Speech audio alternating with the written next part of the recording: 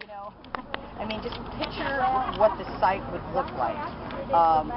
An empty stadium and then a new site with roads and sidewalks ripped up and cones everywhere and traffic at a boondoggle again over something else.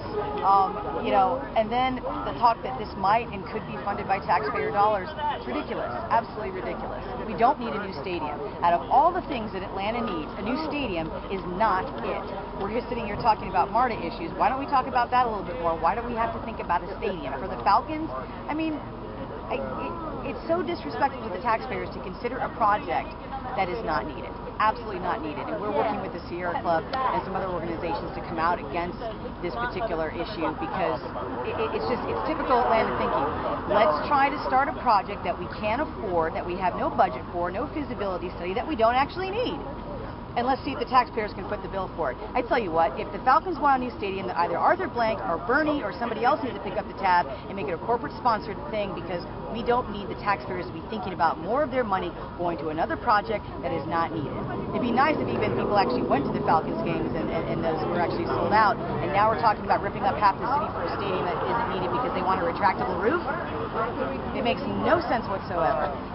And you know, we'll be working actively against this in any way, shape, or form that we can to make sure that the stadium is not built in Atlanta, period. What about the devil's advocate, other side that say, if you build it, they'll come, it'll bring revenue?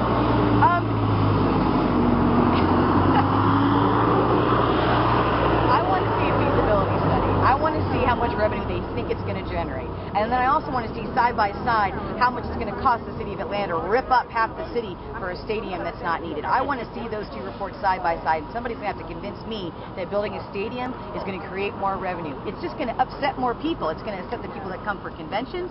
It's going to upset the people that come from the suburbs into events. It's going to upset the people that live in town. People need to get around, and the biggest problem with Atlanta is getting around.